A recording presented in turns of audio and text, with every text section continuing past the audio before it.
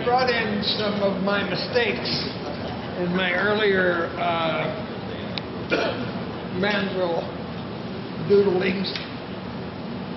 It took me a while to learn how to do it right.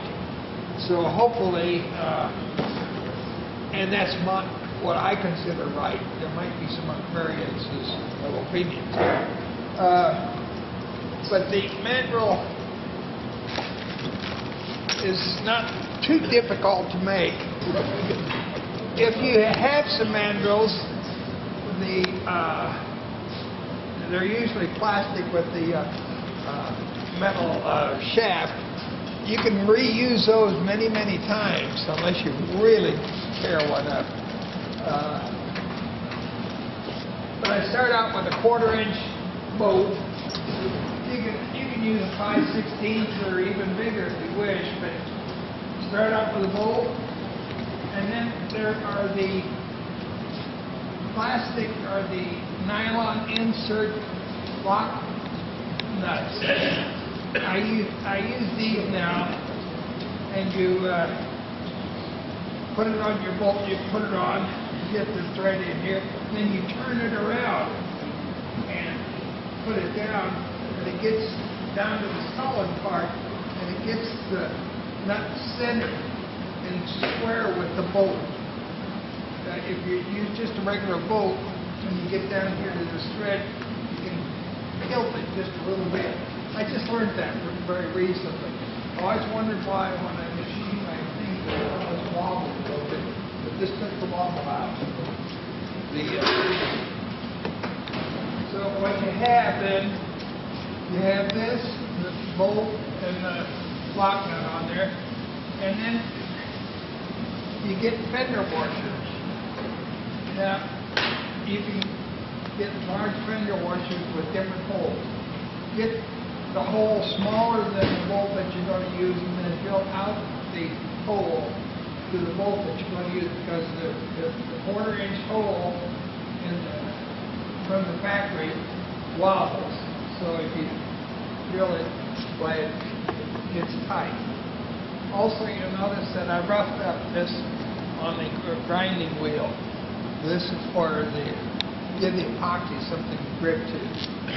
And then I just bolt it down, get it tight, take a hacksaw, and you cut off the thread here. And that gives you a mandrel. And you also cut off the head of the bolt. Leave the head of the bolt on until you get all these things tight. And then you can just put it in your vise and take a hacksaw and cut off the head of the bolt, and then take it over to your grinder and smooth out the head so it looks nice. Here is the next part of the mandrel. You can use plywood. I use some of this. I think this is 6 ply, 1/4 inch plywood. Drill this is that 7/16 inch Forstner bit, or you can use any other kind of bit, and cut your hole first, 7/16 of an inch, so that it'll slide over this nut. And then just take your bandsaw or your jigsaw and cut out the circles. You'll have something that looks like this, and you'll put it on there like that. And then I use epoxy. I use the slow cure epoxy, the half-hour or the overnight stuff. And you just set it up there and let it set up overnight. Well, here's what you come up with. It looks pretty crude right there, but it's glued on with the epoxy. And then you chuck it up in your lathe, and you just make this round. And then you've got your basic mandrel.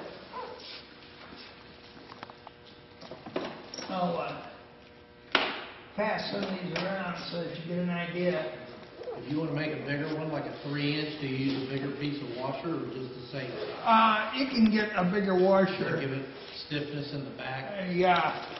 It's pretty stiff this way because this flexes. Now then the cushion part, I got this at Home Depot.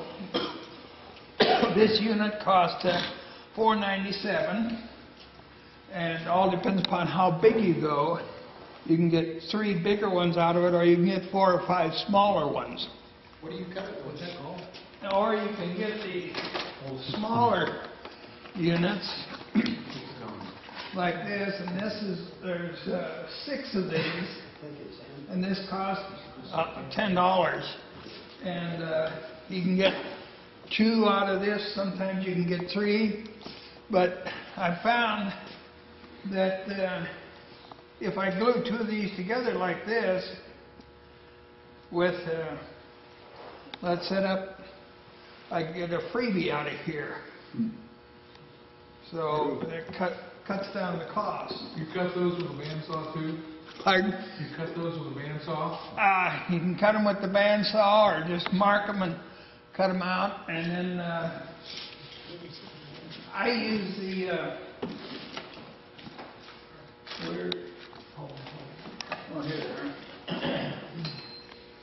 these are my little cutters.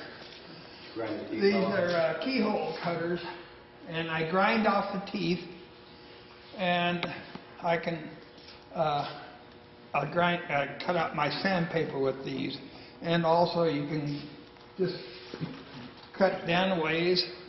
I cut all the way through on this one. Usually I just mark and then I use a jigsaw and cut out the rest of it. Here's the one that I cut out. This happens to be 2 pieces glued together, and I just cut it a little ways with the keyhole cutter, and then I cut it out on my bandsaw or my jigsaw. And then what I do, I just set this up here, and then I glue this together. And up until about a month ago, I used ambroid glue, and which I'm really fond of, but it's not as flexible as liquid nails. I don't know how I happened to decide to use this, but I saw it one day and I thought, well, I'll give it a shot because it said flexible. And you just use this applicator up there and get a nice even coat, and you set it together, and it's slow setting up, so the last thing you do before you close up the shop for the evening, you glue these up and then you let them set up overnight. And then you can have them ready to go. Cover the whole block of wood? Yeah. And you put a coat on this, put a little coat on this, and then you put it together and you twist it so that you get an even set of glue. How do you get it centered on that sanding piece? You eyeball it. Just eyeball it. And then there's a little trick coming up later. I got that at Home Depot. I think most hardware stores will have it. And so we got this far. Then Tops. if you have a disc sander and you set your table on your disc sander at an angle, whatever angle you would like, whether it would be this angle or a straight or more or less, and you have a little board, drill a 1/4-inch hole in it, set this in it, take a clamp and clamp this to the sander base or the table, and then you just work this into the sander, the disc sander that's going around, and you smooth this out. And you can make it whatever size you want. I make the foam part of it just a little bit smaller than the disc that you're going to be using, so that you don't have the Velcro exposed, because it'll leave black marks on your piece that you're sanding if you're not careful. Any questions on that?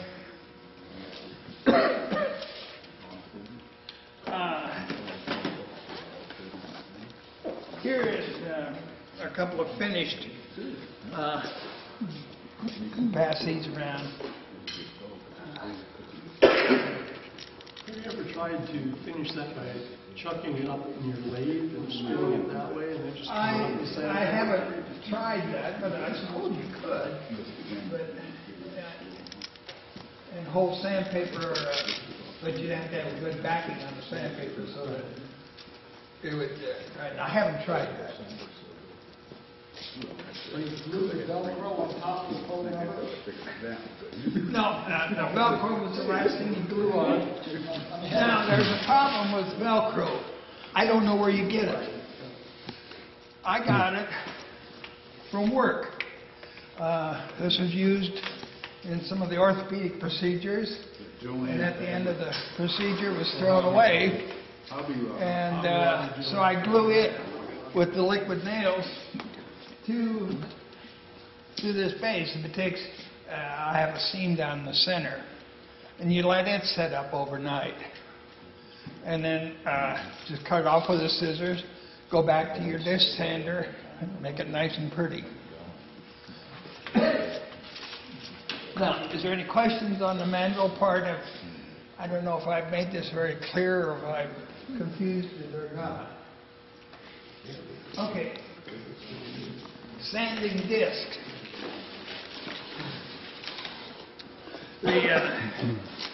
This happens to be 80 grit with the.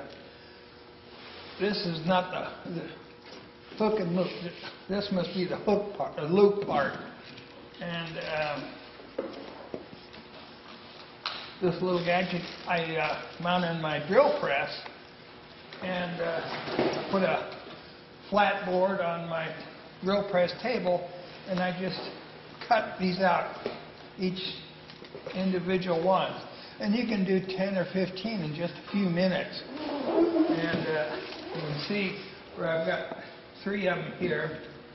And usually I don't get them all the way through, because if you got a little bit of wear in your board that's on the tabletop, it won't cut all the way through, but it'll push out. Maybe a scissors, yes. Is this the same as the sand fleas?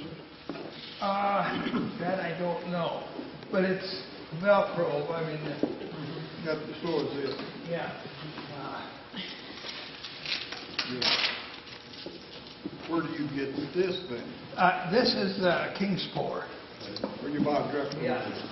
And there's a catalog here. Page 4. It comes. There's 8 grids. 80 through 400. And that box that I brought in had all 8 grids. And it's stereo hook loop rolls. And they come in 10-yard and 25-yard rolls. I get the 10-yard rolls, and they last a long time. And so you can get whatever grit you want. The finer grits you really don't need. 180 will probably give you a pretty darn good finish. Now I do go through them sometimes, but a lot of times I'll stop at 180 or 220. Now, is this stuff here, the sanding block that you were cutting out, and you glued the Velcro onto the sandpaper?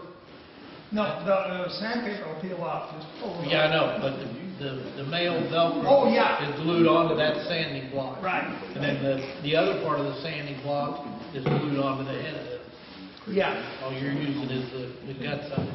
yeah, Give your sponge. yeah. It's the backing. And you can vary the angle that you set on your mandrel depending upon what kind of sand you're going to do. If you've got some curves and you have a nice little slice or a curve on your mandrel, you can get into curves on your piece better. But back to this. Now you notice there's a little bit of waste here.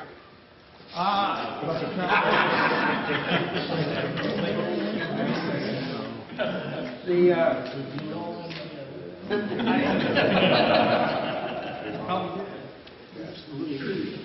take, this is, you can get this at some of the specialty stores that, it's like it's foam, and it comes in sheets. And they use it for, blackboards, not blackboards, but Posters. bulletin boards. Gator board, what they call some of them, like some frame shops. Yeah.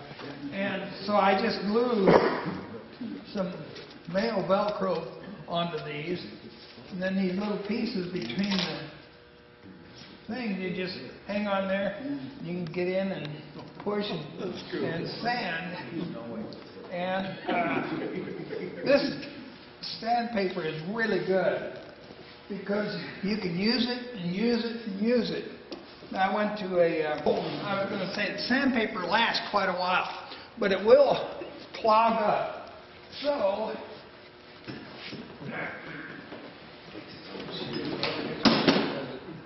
a file brush. It's a little wire brush. You can brush it out.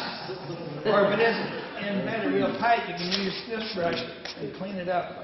And this sandpaper lasts quite a while. It doesn't go down very easily, unless you really get it hot. And but I was at a conference one time, and one of the guys said, "Use sandpaper like somebody else was paying for it." But nobody else was ever paying for my sandpaper, so I learned to be pretty tight with it. But it worked out real well. And with this, when that sandpaper gets hot, your finger doesn't get hot because you got The only problem with that, Harold, is when you do that, you can get your wood so hot. that Yeah, it'll you gotta snap be the wood. careful. You'll dry it Yeah, out. I've got my wood hot and it's cracked. So Be careful. you have to be careful how aggressive you are. And also, if you get it too hot, it's hard to peel the sandpaper off of the mandrel if you want to change grit. For cutting your sandpaper or your foam, starts out like this. It's got teeth on it. Now I grind the teeth off with a grinder. It's a heavy.